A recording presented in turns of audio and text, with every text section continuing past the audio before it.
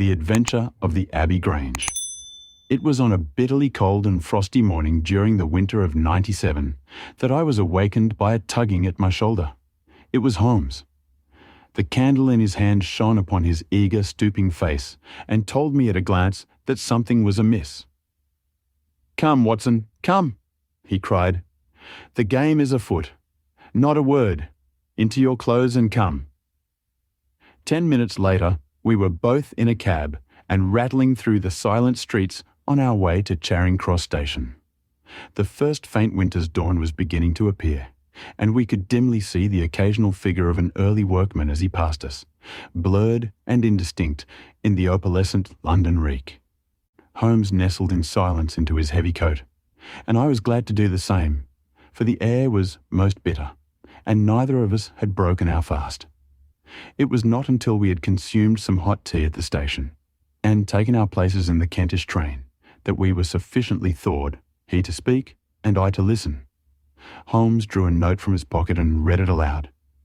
"Abbey Grange, Marsham, Kent, 3:30 a.m. My dear Mr. Holmes, I should be very glad of your immediate assistance in what promises to be a most remarkable case. It is something quite in your line.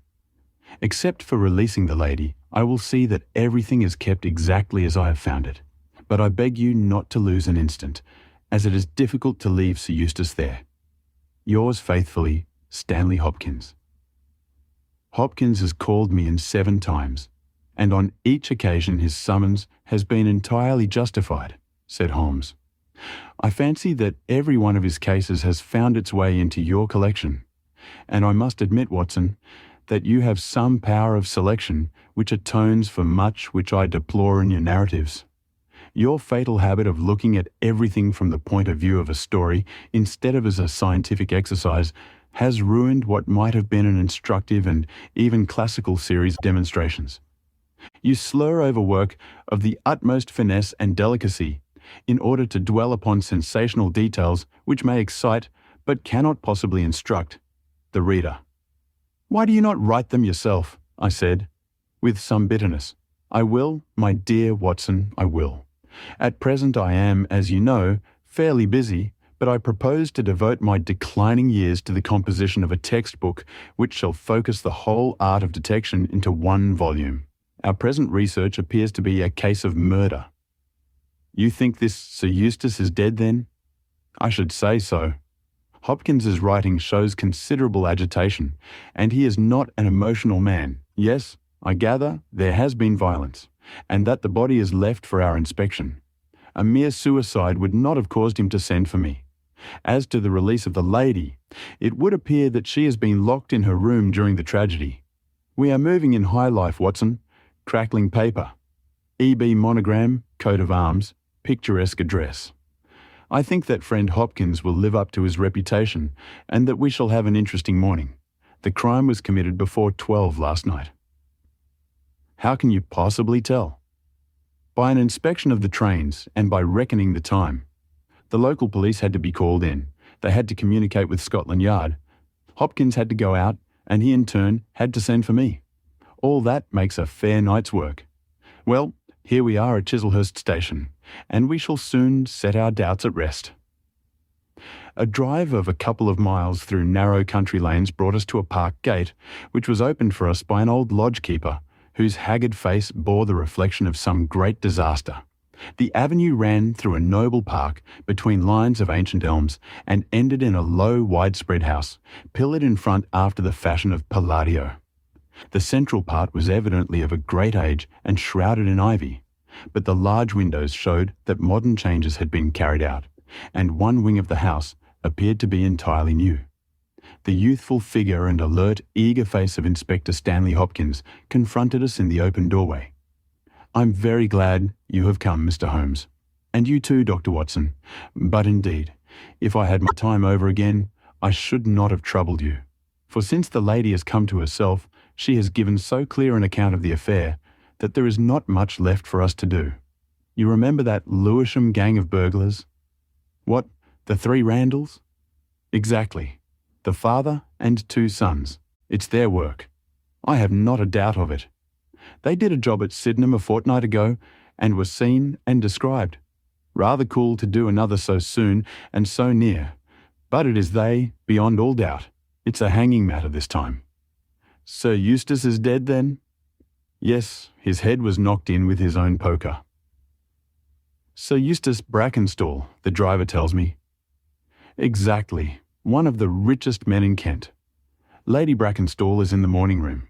Poor lady, she has had a most dreadful experience. She seemed half dead when I saw her first. I think you had best see her and hear her account of the facts. Then we will examine the dining room together. Lady Brackenstall was no ordinary person. Seldom have I seen so graceful a figure, so womanly a presence, and so beautiful a face. She was a blonde, golden-haired, blue-eyed, and would, no doubt, have had the perfect complexion which goes with such colouring, had not her recent experience left her drawn and haggard. Her sufferings were physical as well as mental, for over one eye rose a hideous, plum-coloured swelling, which her maid, a tall, austere woman, was bathing assiduously with vinegar and water. The lady lay back exhausted upon a couch, but her quick, observant gaze as we entered the room, and the alert expression of her beautiful features, showed that neither her wits nor her courage had been shaken by her terrible experience. She was enveloped in a loose dressing gown of blue and silver, but a black sequin-covered dinner dress was hung upon the couch beside her. "I have told you all that happened, Mr. Hopkins," she said wearily. "Could you not repeat it for me? Well, if you think it necessary, I will tell these gentlemen what occurred. Have they been in the dining room yet?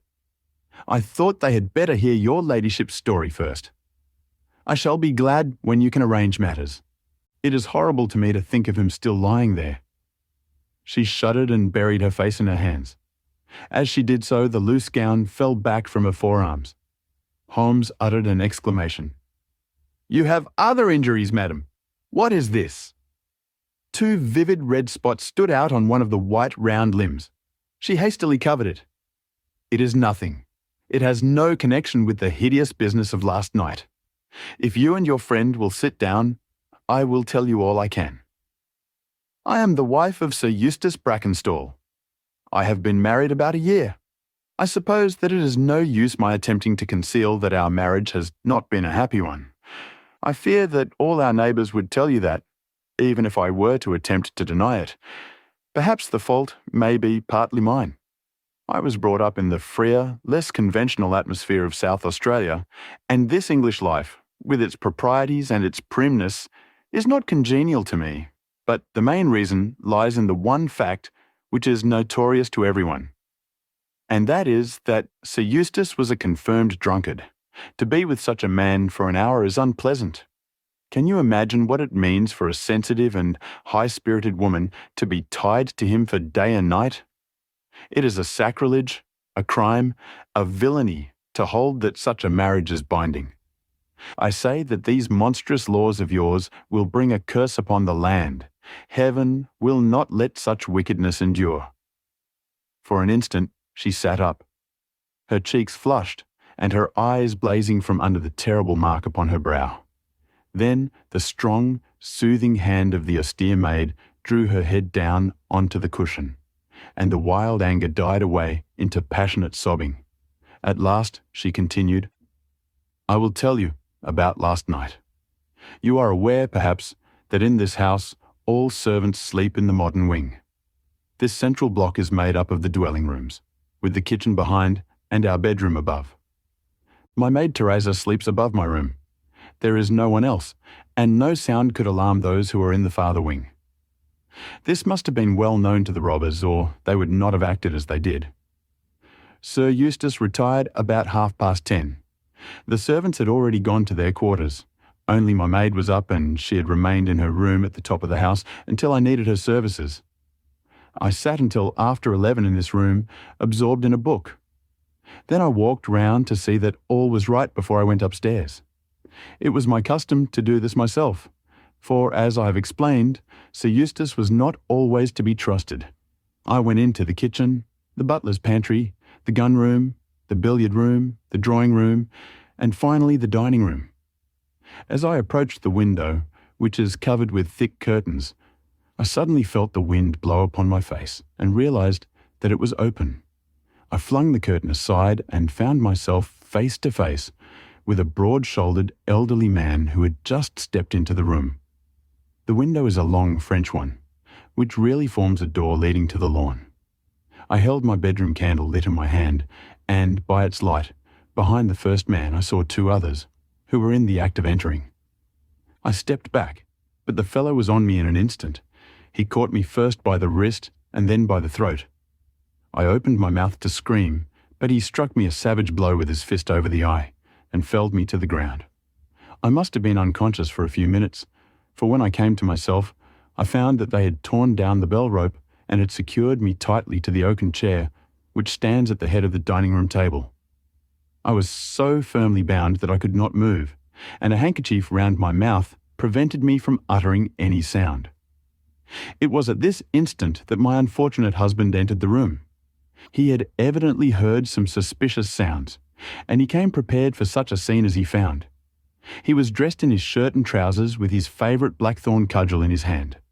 He rushed at one of the burglars, but another, it was the elderly man, stooped, picked the poker out of the grate, and struck him a horrible blow as he passed. He fell without a groan, and never moved again. I fainted once more, but again it could only have been a very few minutes during which I was insensible. When I opened my eyes, I found that they had collected the silver from the sideboard, and they had drawn a bottle of wine which stood there. Each of them had a glass in his hand. I have already told you, have I not, that one was elderly, with a beard, and the others young, hairless lads. They might have been a father with his two sons. They talked together in whispers. Then they came over and made sure that I was still securely bound. Finally they withdrew, closing the window after them. It was quite a quarter of an hour before I got my mouth free. When I did so, my screams brought the maid to my assistance. The other servants were soon alarmed, and we sent for the local police, who instantly communicated with London. That is really all that I can tell you, gentlemen, and I trust that it will not be necessary for me to go over so painful a story again. Any questions, Mr. Holmes? Asked Hopkins. I will not impose any further tax upon Lady Brackenstall's patience and time, said Holmes. Before I go into the dining room, I should like to hear your experience. He looked at the maid. I saw the men before, ever they came into the house, said she. As I sat by my bedroom window, I saw 3 men in the moonlight, down by the lodge gate yonder, but I thought nothing of it at the time. It was more than an hour after that I heard my mistress scream, and down I ran, to find her, poor lamb, just as she says, and him on the floor with his blood and brains over the room.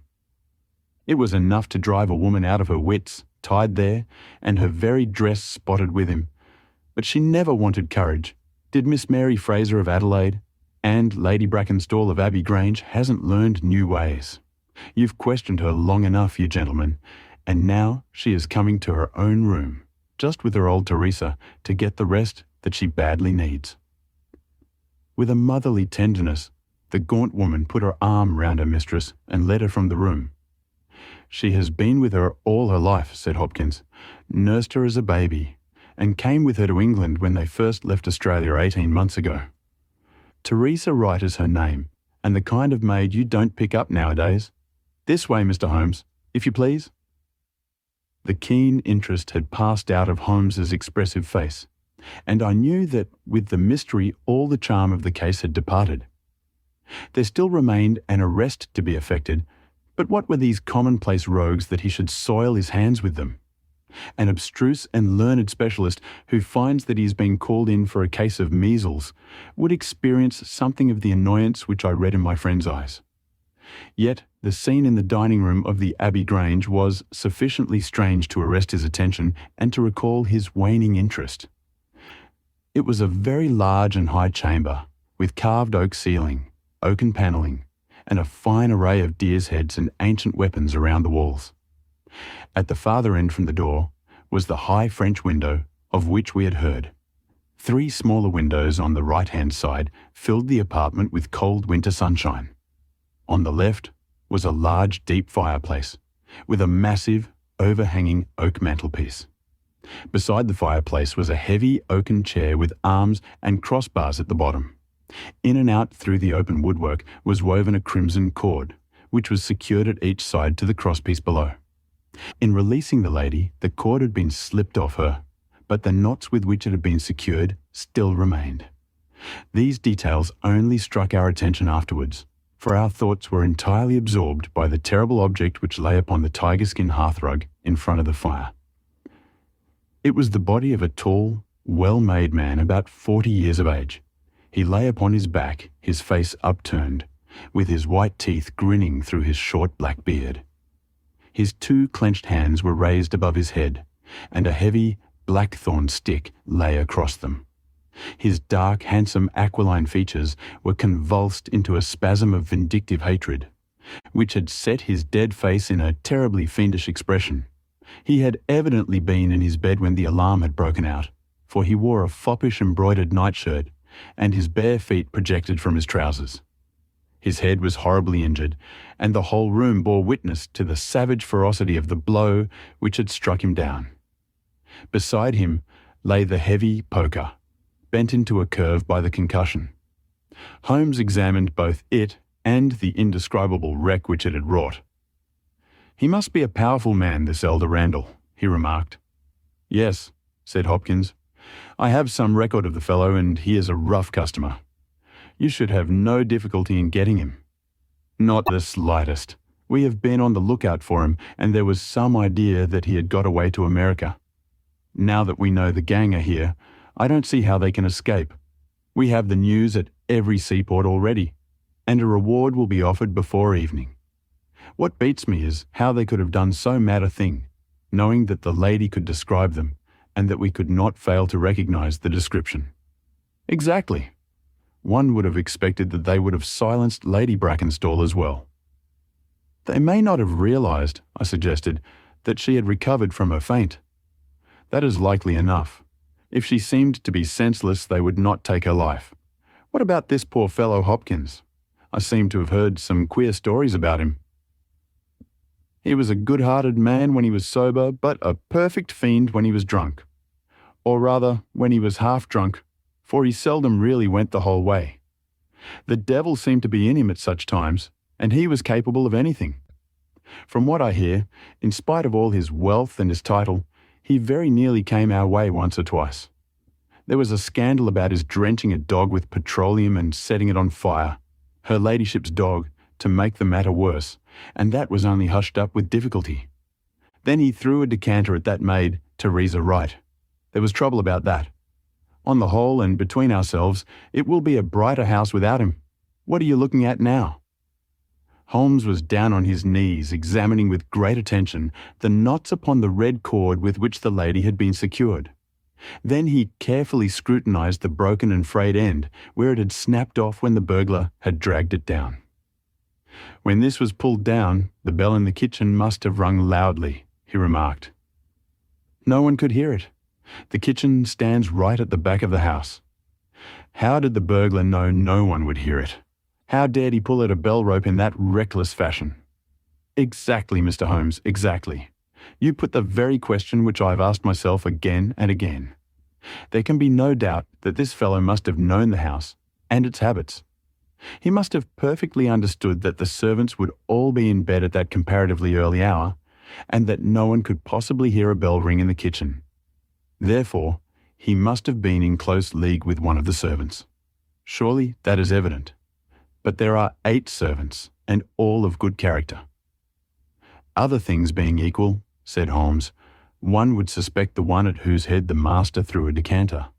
And yet that would involve treachery towards the mistress to whom this woman seems devoted. Well, the point is a minor one, and when you have Randall, you will probably find no difficulty in securing his accomplice. The lady's story certainly seems to be corroborated, if it needed corroboration, by every detail which we see before us." He walked to the French window and threw it open. "There are no signs here, but the ground is iron hard, and one would not expect them. I see that these candles on the mantelpiece have been lighted." "Yes, it was by their light and that of the lady's bedroom candle that the burglars saw their way about." "And what did they take?" Well, they did not take much. Only half a dozen articles of plate off the sideboard. Lady Brackenstall thinks that they were themselves so disturbed by the death of Sir Eustace that they did not ransack the house, as they would otherwise have done. No doubt that is true. And yet they drank some wine, I understand. To steady their own nerves. Exactly. These 3 glasses upon the sideboard have been untouched, I suppose? Yes, and the bottle stands as they left it. Let us look at it. Halloa, halloa, what is this? The 3 glasses were grouped together, all of them tinged with wine, and one of them containing some dregs of beeswing. The bottle stood near them 2/3 full, and beside it lay a long, deeply stained cork. Its appearance and the dust upon the bottle showed that it was no common vintage which the murderers had enjoyed. A change had come over Holmes's manner. He had lost his listless expression, and again I saw an alert light of interest in his keen, deep-set eyes. He raised the cork and examined it minutely. "How did they draw it?" he asked. Hopkins pointed to a half-opened drawer. In it lay some table linen and a large corkscrew. "Did Lady Brackenstall say that screw was used?" "No. You remember that she was senseless at the moment when the bottle was opened?" "Quite so. As a matter of fact, that screw was not used. This bottle was opened by a pocket screw, probably contained in a knife, and not more than 1.5 inches long. If you examine the top of the cork, you will observe that the screw was driven in 3 times before the cork was extracted. It has never been transfixed. This long screw would have transfixed it and drawn it with a single pull. When you catch this fellow, you will find that he has one of these multiplexed knives in his possession." "Excellent," said Hopkins. "But these glasses do puzzle me, I confess. Lady Brackenstall actually saw the 3 men drinking, did she not?" "Yes, she was clear about that." "Then there is an end of it. What more is to be said? And yet you must admit that the 3 glasses are very remarkable, Hopkins." "What? You see nothing remarkable? Well, well, let it pass. Perhaps when a man has special knowledge and special powers like my own, it rather encourages him to seek a complex explanation when a simpler one is at hand. Of course, it must be a mere chance about the glasses. Well, good morning, Hopkins. I don't see that I can be of any use to you, and you appear to have your case very clear. You will let me know when Randall is arrested and any further developments which may occur. I trust that I shall soon have to congratulate you upon a successful conclusion. Come, Watson, I fancy that we may employ ourselves more profitably at home." During our return journey, I could see by Holmes's face that he was much puzzled by something which he had observed. Every now and then, by an effort, he would throw off the impression and talk as if the matter were clear. But then his doubts would settle down upon him again, and his knitted brows and abstracted eyes would show that his thoughts had gone back once more to the great dining room of the Abbey Grange, in which this midnight tragedy had been enacted. At last, by a sudden impulse, just as our train was crawling out of a suburban station, he sprang onto the platform and pulled me out after him. "Excuse me, my dear fellow," said he, as we watched the rear carriages of our train disappearing round a curve. "I'm sorry to make you the victim of what may seem a mere whim, but on my life, Watson, I simply can't leave that case in this condition. Every instinct that I possess cries out against it. It's wrong. It's all wrong. I'll swear that it's wrong. And yet, the lady's story was complete. The maid's corroboration was sufficient. The detail was fairly exact. What have I to put against that? 3 wine glasses, that is all. But if I'd not taken things for granted, if I had examined everything with care, which I would have shown had we approached the case de novo and had no cut-and-dried story to warp my mind, would I not then have found something more definite to go upon? Of course I should. Sit down on this bench, Watson, until a train for Chislehurst arrives, and allow me to lay the evidence before you, imploring you in the first instance to dismiss from your mind the idea that anything which the maid or her mistress may have said must necessarily be true. The lady's charming personality must not be permitted to warp our judgment. Surely there are details in her story which, if we looked at it in cold blood, would excite our suspicion. These burglars made a considerable haul at Sydenham a fortnight ago. Some account of them and of their appearance was in the papers, and would naturally occur to anyone who wished to invent a story in which imaginary robbers should play a part. As a matter of fact, burglars who have done a good stroke of business are, as a rule, only too glad to enjoy the proceeds in peace and quiet without embarking on another perilous undertaking. Again, it is unusual for burglars to operate at so early an hour. It is unusual for burglars to strike a lady to prevent her screaming, since one would imagine that was the sure way to make her scream. It is unusual for them to commit murder when their numbers are sufficient to overpower one man. It is unusual for them to be content with a limited plunder when there is much more within their reach. And finally, I should say that it was very unusual for such men to leave a bottle half empty. How do all these unusuals strike you, Watson? Their cumulative effect is certainly considerable, and yet each of them is quite possible in itself. The most unusual thing of all, as it seems to me, is that the lady should be tied to the chair. Well, I'm not so clear about that, Watson, for it is evident that they must either kill her or else secure her in such a way that she could not give immediate notice of their escape. But at any rate, I have shown, have I not, that there is a certain element of improbability about the lady's story? And now, on the top of this, comes the incident of the wine glasses. What about the wine glasses? Can you see them in your mind's eye? I see them clearly. We are told that 3 men drank from them. Does that strike you as likely? Why not? There was wine in each glass. Exactly, but there was Beeswing only in one glass. You must have noticed that fact. What does that suggest to your mind? The last glass filled would be most likely to contain Beeswing. Not at all. The bottle was full of it, and it is inconceivable that the first 2 glasses were clear and the third heavily charged with it. There are 2 possible explanations, and only 2. One is that after the second glass was filled, the bottle was violently agitated, and so the third glass received the Beeswing. That does not appear probable. No, I am sure that I am right. What then do you suppose? That only 2 glasses were used, and that the dregs of both were poured into a third glass, so as to give the false impression that 3 people had been here. In that way, all the Beeswing would be in the last glass, would it not? Yes, I am convinced that this is so. But if I have hit upon the true explanation of this one small phenomenon, then in an instant the case rises from the commonplace to the exceedingly remarkable.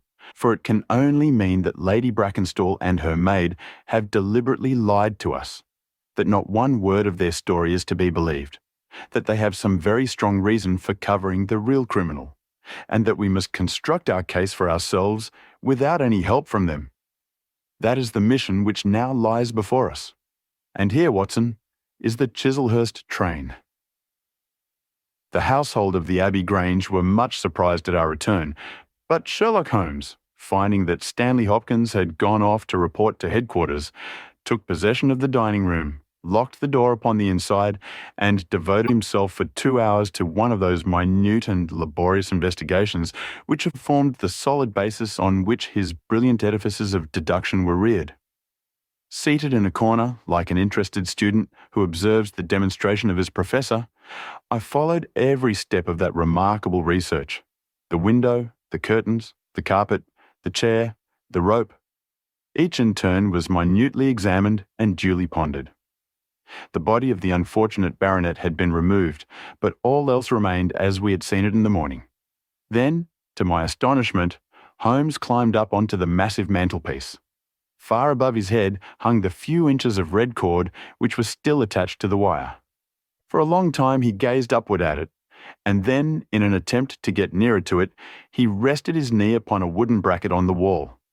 This brought his hand within a few inches of the broken end of the rope, but it was not this so much as the bracket itself which seemed to engage his attention. Finally, he sprang down with an ejaculation of satisfaction. "It's all right, Watson," said he. "We have got our case, one of the most remarkable in our collection.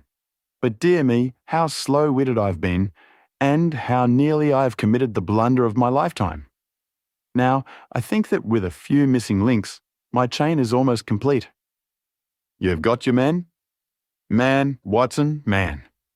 Only one, but a very formidable person. Strong as a lion. Witnessed the blow that bent that poker. 6'3" in height. Active as a squirrel. Dexterous with his fingers. Finally, remarkably quick-witted, for this whole ingenious story is of his concoction. Yes, Watson, we have come upon the handiwork of a very remarkable individual. And yet, in that bell rope, he has given us a clue which should not have left us a doubt. Where was the clue? Well, if you were to pull down a bell rope, Watson, where would you expect it to break? Surely at the spot where it is attached to the wire.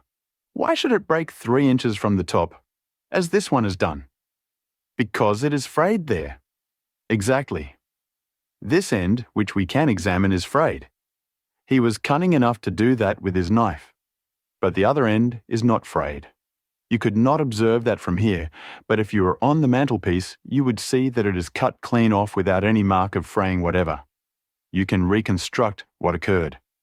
The man needed the rope. He would not tear it down for fear of giving the alarm by ringing the bell. What did he do?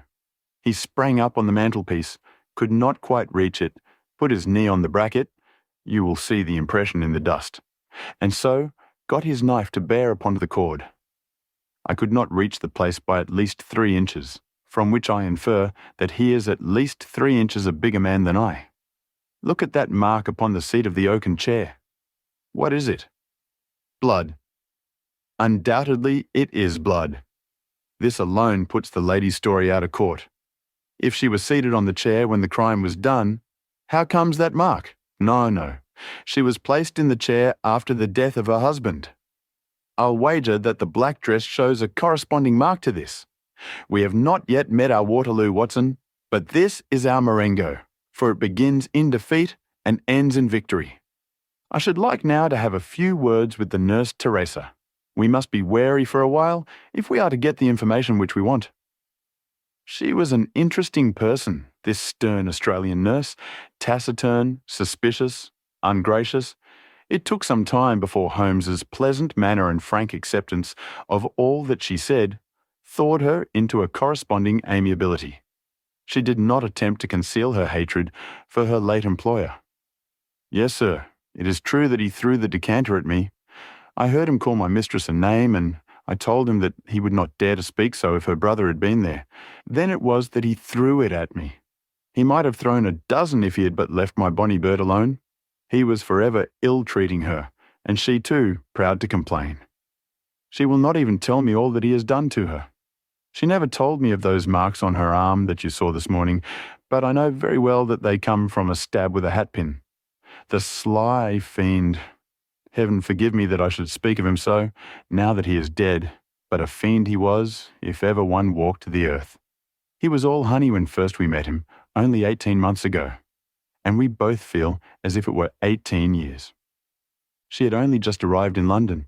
Yes, it was her first voyage. She had never been from home before. He won her with his title and his money and his false London ways. If she made a mistake, she has paid for it, if ever a woman did. What month did we meet him? Well, I tell you, it was just after we arrived. We arrived in June, and it was July. They were married in January of last year. Yes, she is down in the morning room again, and I have no doubt she will see you. But you must not ask too much of her, for she has gone through all that flesh and blood will stand. Lady Brackenstall was reclining on the same couch, but looked brighter than before.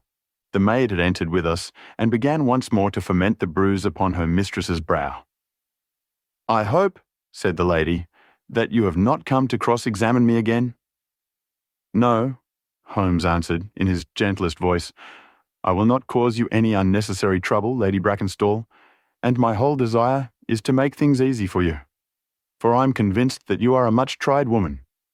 If you will treat me as a friend and trust me, you may find that I will justify your trust." "What do you want me to do?" "To tell me the truth." "Mr. Holmes?" No, Lady Brackenstall. It is no use. You may have heard of any little reputation which I possess. I will stake it all on the fact that your story is an absolute fabrication." Mistress and maid were both staring at Holmes with pale faces and frightened eyes. "You are an impudent fellow," cried Teresa. "Do you mean to say that my mistress has told a lie?" Holmes rose from his chair. "Have you nothing to tell me? I have told you everything. Think once more, Lady Brackenstall. Would it not be better to be frank?" For an instant, there was hesitation in her beautiful face. Then some new strong thought caused it to set like a mask. "I have told you all I know." Holmes took his hat and shrugged his shoulders. "I'm sorry," he said, and without another word, we left the room and the house. There was a pond in the park, and to this my friend led the way. It was frozen over, but a single hole was left for the convenience of a solitary swan. Holmes gazed at it and then passed on to the lodge gate. There he scribbled a short note for Stanley Hopkins and left it with the lodgekeeper. "It may be a hit or it may be a miss, but we are bound to do something for friend Hopkins, just to justify this second visit," said he. "I will not quite take him into my confidence yet. I think our next scene of operations must be the shipping office of the Adelaide Southampton line, which stands at the end of Pall Mall, if I remember right. There is a second line of steamers which connect South Australia with England, but we will draw the larger cover first."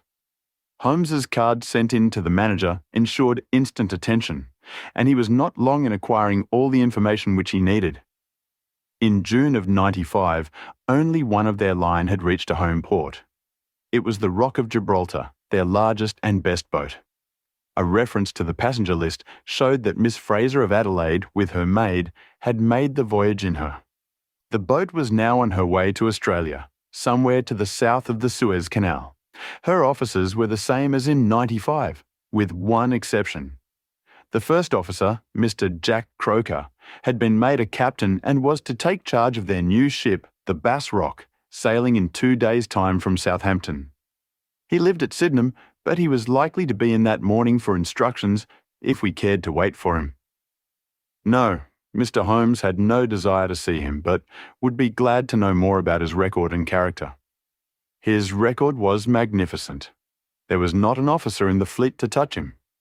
As to his character, he was reliable on duty, but a wild, desperate fellow off the deck of his ship, hot-headed, excitable, but loyal, honest, and kind-hearted.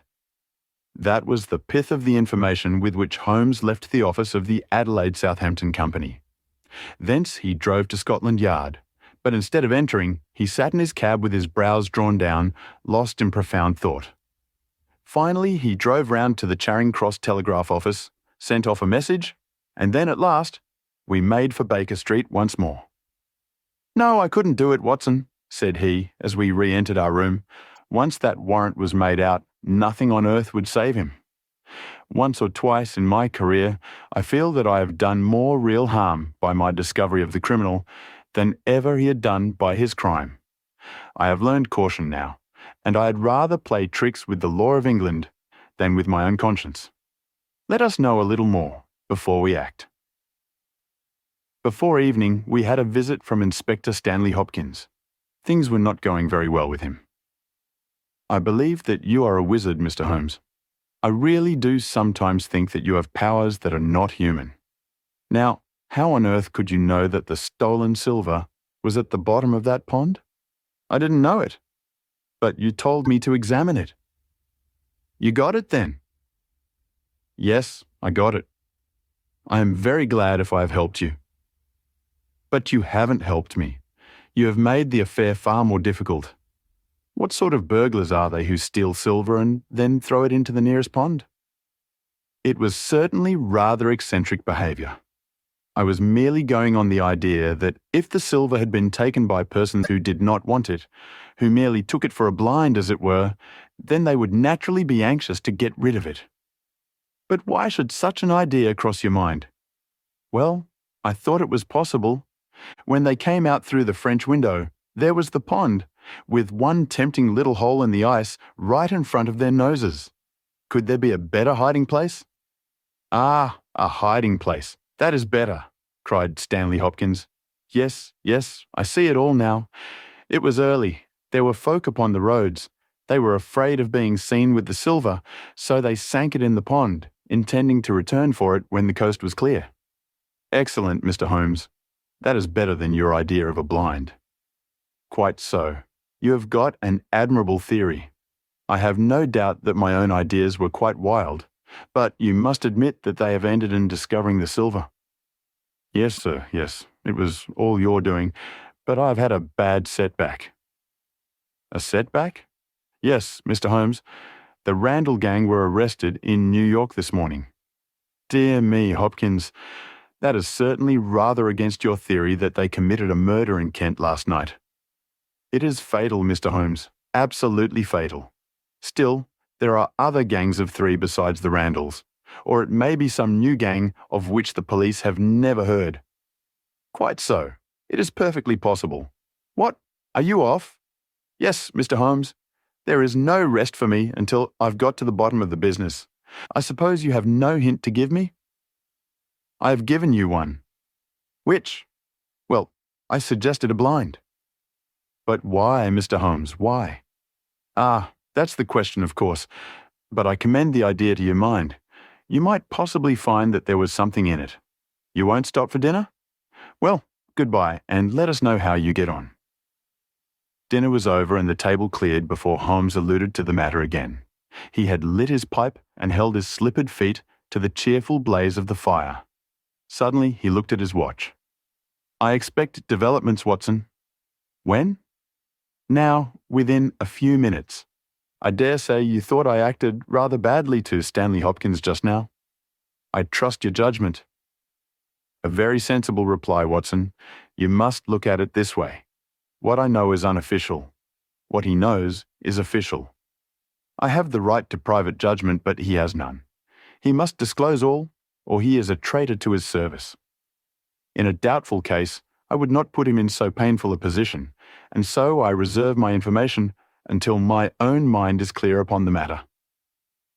But when will that be? The time has come. You will now be present at the last scene of a remarkable little drama. There was a sound upon the stairs, and our door was opened to admit as fine a specimen of manhood as ever passed through it. He was a very tall young man, golden-moustached, blue-eyed, with a skin which had been burned by tropical suns, and a springy step which showed that the huge frame was as active as it was strong. He closed the door behind him, and then he stood with clenched hands and heaving breast, choking down some overmastering emotion. "Sit down, Captain Croker. You got my telegram?" Our visitor sank into an armchair and looked from one to the other of us with questioning eyes. "I got your telegram, and I came at the hour you said. I heard that you had been down to the office. There was no getting away from you. Let's hear the worst. What are you going to do with me? Arrest me? Speak out, man. You can't sit there and play with me like a cat with a mouse." "Give him a cigar," said Holmes. "Bite on that, Captain Croker, and don't let your nerves run away with you. I should not sit here smoking with you if I thought that you were a common criminal. You may be sure of that. Be frank with me, and we may do some good. Play tricks with me, and I'll crush you." "What do you wish me to do?" "To give me a true account of all that happened at the Abbey Grange last night. A true account, mind you, with nothing added and nothing taken off. I know so much already that if you go 1 inch off the straight, I'll blow this police whistle from my window and the affair goes out of my hands forever." The sailor thought for a little. Then he struck his leg with his great, sunburned hand. "I'll chance it," he cried. "I believe you are a man of your word and a white man, and I'll tell you the whole story. But one thing I will say first. So far as I'm concerned, I regret nothing and I fear nothing, and I would do it all again and be proud of the job. Curse the beast, if he had as many lives as a cat, he would owe them all to me. But it's the Lady Mary Fraser, for never will I call her by that accursed name. When I think of getting her into trouble, I who would give my life just to bring one smile to her dear face, it's that turns my soul into water, and yet, what less could I do? I'll tell you my story, gentlemen, and then I'll ask you as man to man, what less could I do?" I must go back a bit. You seem to know everything. So I expect that you know that I met her when she was a passenger, and I was first officer of the Rock of Gibraltar. From the first day I met her, she was the only woman to me. Every day of that voyage, I loved her more. And many a time since have I kneeled down in the darkness of the night watch and kissed the deck of that ship because I knew her dear feet had trod it. She was never engaged to me. She treated me as fairly as ever a woman treated a man. I have no complaint to make. It was all love on my side, and all good comradeship and friendship on hers. When we parted, she was a free woman, but I could never again be a free man. Next time I came back from sea, I heard of her marriage. Well, why shouldn't she marry whom she liked? Title and money. Who could carry them better than she?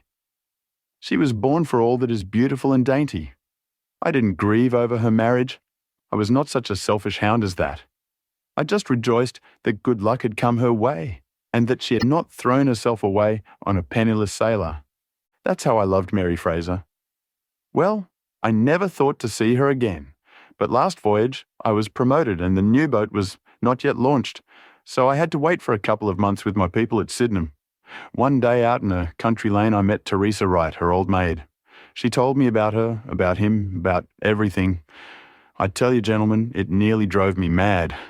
This drunken hound, that he should dare to raise his hand to her whose boots he was not worthy to lick. I met Teresa again. Then I met Mary herself, and met her again. Then she would meet me no more. But the other day, I had a notice that I was to start on my voyage within a week, and I determined that I would see her once before I left. Teresa was always my friend, for she loved Mary and hated this villain almost as much as I did. From her, I learned the ways of the house. Mary used to sit up reading in her own little room downstairs. I crept round there last night and scratched at the window. At first, she would not open to me, but in her heart I know that now she loves me. And she could not leave me in the frosty night. She whispered to me to come round to the big front window, and I found it open before me so as to let me into the dining room. Again, I heard from her own lips things that made my blood boil, and again I cursed this brute who mishandled the woman that I loved. Well, gentlemen, I was standing with her just inside the window, in all innocence, as heaven is my judge, when he rushed like a madman into the room, called her the vilest name that a man could use to a woman, and welted her across the face with the stick he had in his hand. I had sprung for the poker, and it was a fair fight between us. See here on my arm where his first blow fell? Then it was my turn, and I went through him as if he had been a rotten pumpkin. Do you think I was sorry?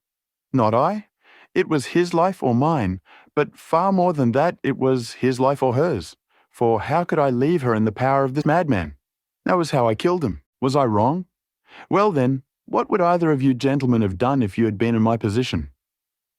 She had screamed when he struck her, and that brought old Teresa down from the room above. There was a bottle of wine on the sideboard, and I opened it and poured a little between Mary's lips, for she was half dead with the shock. Then I took a drop myself.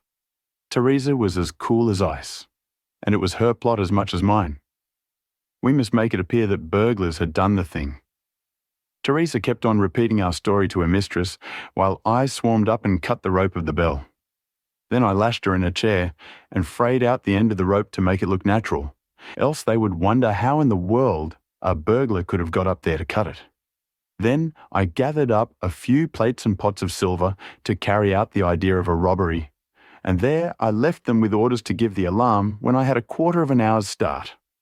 I dropped the silver into the pond and made off for Sydenham, feeling that for once in my life I had done a real good night's work. And that's the truth and the whole truth, Mr. Holmes, if it costs me my neck. Holmes smoked for some time in silence. Then he crossed the room and shook our visitor by the hand. That's what I think, said he. I know that every word is true, for you have hardly said a word which I did not know. No one but an acrobat or a sailor could have got up to that bell rope from the bracket, and no one but a sailor could have made the knots with which the cord was fastened to the chair. Only once had this lady been brought into contact with sailors, and that was on her voyage. And it was someone of her own class of life, since she was trying hard to shield him and so showing that she loved him. You see how easy it was for me to lay my hands upon you when once I'd started upon the right trail? I thought the police never could have seen through our dodge. And the police haven't, nor will they, to the best of my belief. Now, look here, Captain Croker, this is a very serious matter, though I am willing to admit that you acted under the most extreme provocation to which any man could be subjected. I am not sure that in defence of your own life, your action will not be pronounced legitimate.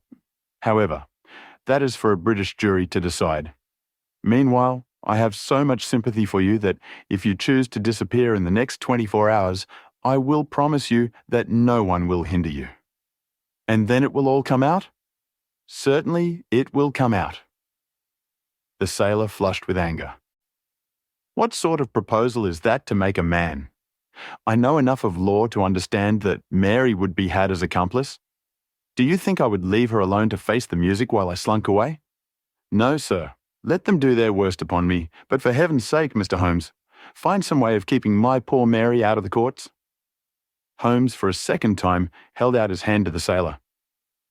I was only testing you, and you ring true every time.